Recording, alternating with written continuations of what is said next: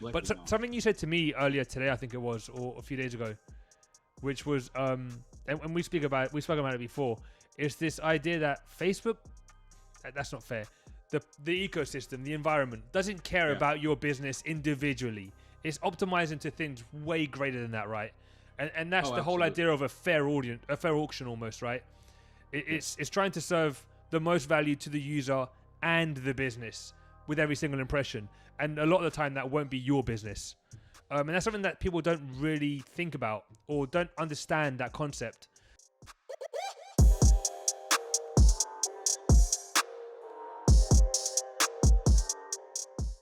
Because this is kind of what we spoke about, right? There's this kind of concept, or maybe it's not a concept, maybe it's kind of like a recurring theme that I hear from a lot of founders, which is this, and I think they have to think this way, right? As a founder, you have to, this belief that their product is the best thing out there. And it's not their product that's the issue, it's the platform or the person managing the ads, be it in-house, agency, whatever that means. There's something there's a silver bullet out there somewhere that will make them blow up. What would you say to someone that's struggling on Facebook like that and has been struggling for a while, or Google or Pinterest, whatever that platform may be? Well, it's so cliche to say there's no silver bullet. You kind of set that one up. I mean, I guess. And the sad news is sometimes there is a silver bullet. Like, look, occasionally something blows up and everyone's chasing that dragon. All right. Like, I was listening to a podcast. Was it Replay All or something like that? It was Adrian's Kickback or something like this. Like, everyone wants to capture the magic of somehow some teenager's birthday party on the beach blew up into this multi-day party all around California, all around like the world. And people are like, wow, how do I get millions of people to buy something that barely exists for free? Because it happens. Occasionally it does. I strongly advise don't build a repeatable business plan around having this happen to you. So I'd say I'd start with that. But part of that is the maturity of realizing that, look, it does happen sometimes. I'm not going to say it's impossible. Occasionally just stuff gets picked up and you don't know why. Yeah, I mean, I remember a client when I was still at Facebook where I saw that creative be the silver bullet. It was wild. And a creative overnight, like 30x them. And it was the first time I'd seen it, and probably the only time I've seen it to that scale. But to your point, don't build a business off that expected virality, because it's likely not going to happen. But something you said to me earlier today, I think it was, or a few days ago, which was, and we spoke about it before, is this idea that Facebook, that's not fair. The ecosystem, the environment, doesn't care about your business individually. It's optimized into things way greater than that, right? And that's the whole idea of a fair auction almost, right? It's trying to serve the most value to the user and the business with every single impression. And a lot of the time that won't be your business. And that's something that people don't really think about or don't understand that concept. They think that they've got a high CPM. So they come to me and say, how do I lower my CPM? Which is like everything's kind of intertwined. Your CPM's high for a good reason. You're likely not driving the same value as to the user as someone else's. Can you talk a little bit about that? Because obviously you know far more about it than I do. About the idea of like these ecosystems are built for users first, and that's not something that people think about when they're running a business and running ads. This is a system that we sell, promoted, which is, okay, how do you make the whole marketplace grow and do it in a fair way? And I guarantee the way to do that, if you're the marketplace, is absolutely not let one seller, one vendor win everything at a low price. Of course not. That's ridiculous. Right. And Facebook has exactly the same mentality, and so does every other platform.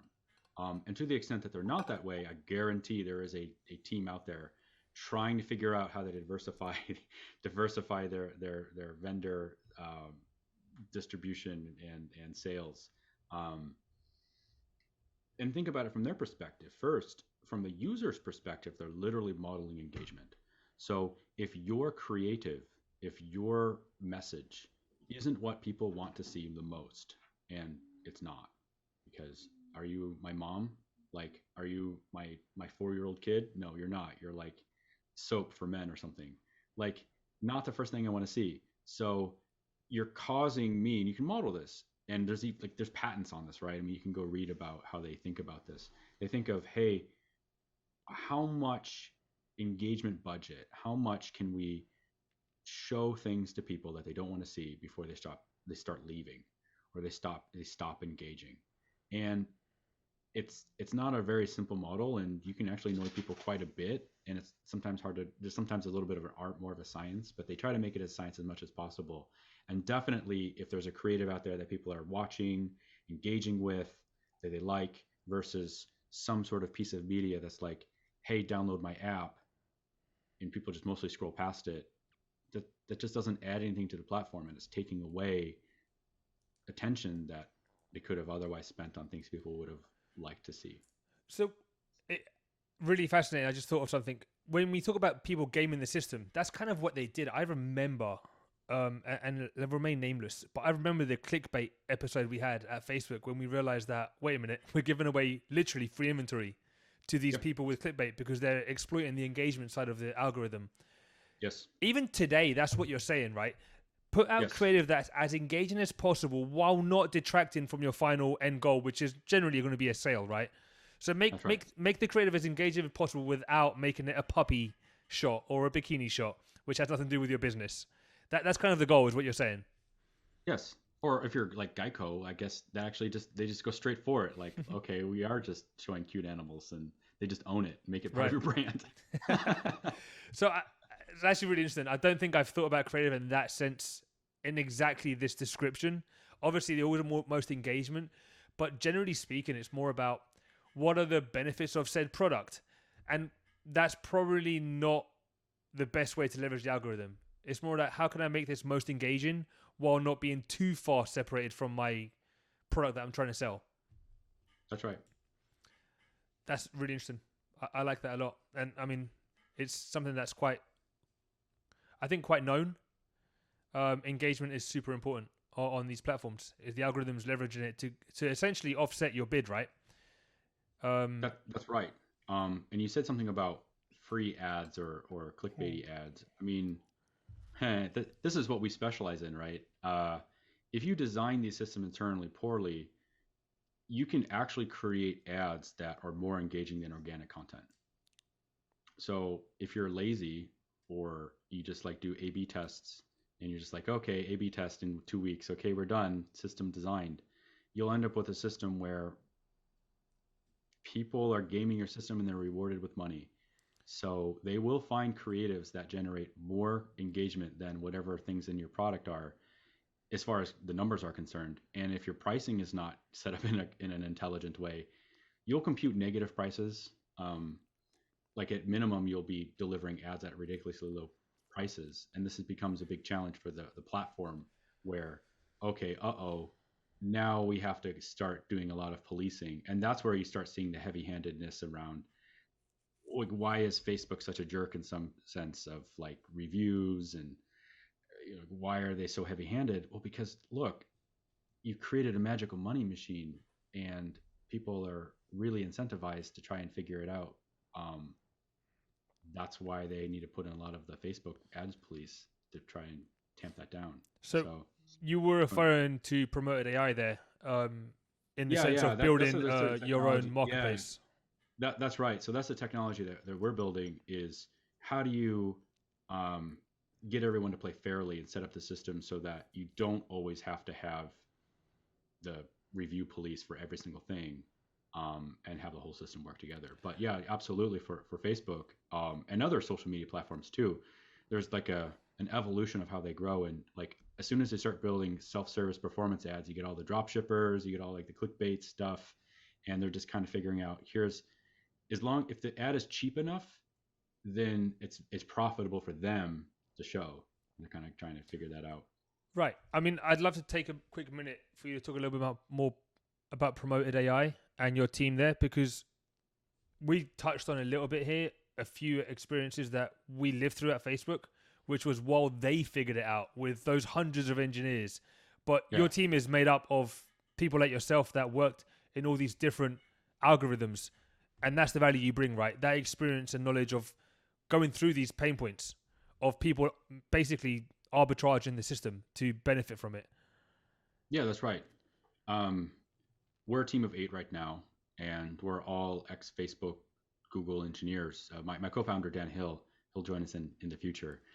He comes from the Google side, and I come from the Facebook side. So we have some different perspectives, but we actually met at Pinterest, where Pinterest's philosophy was we'll just hire the best people from Facebook and Google, and they'll go build this all out for us, and it'll all just work.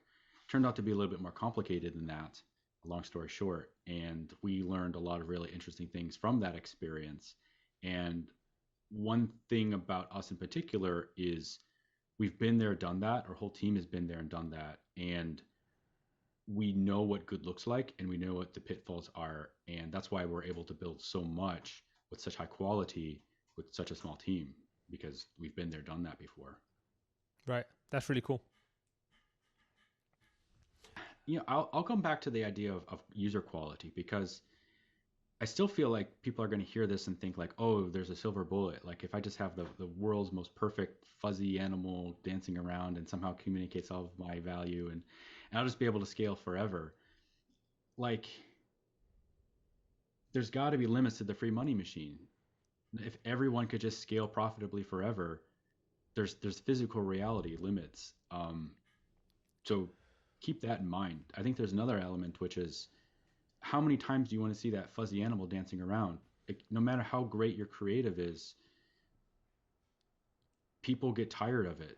And the platform also models for how many times in the diversity and are you showing new things. So there's always someone new out there. Yeah, so I've started to feel that. So obviously I don't have the sort of knowledge you do on the algorithm, but I think I'm well versed more than most out there. And I feel we've felt that at Facebook for a while now. The user growth has plateaued versus the number of advertisers coming into the platform, and that's the reason we're seeing the CPMs increase year over year, yada yada yada. Yeah. I feel iOS 14, which we probably shouldn't talk about now because it's this whole own thing, but I would like your thoughts on that in a minute. Love to. It's almost like a level set. I feel that we're going through some. It's been rough 6 months. It's been very rough. If you have to ignore in-platform, and we've all had to elevate our measurement game, or maybe even regress slightly to more money in, money out type idea. Yeah. But even then, I feel that there is a lot of demand versus supply right now that will likely level set in the coming 12 months. Because we touched on this earlier, I don't think every business can succeed using Facebook as the predominant driver of their growth. It's just not going to happen, right? The algorithm is going to optimize to the ones that drive most value, and that's not going to be everyone.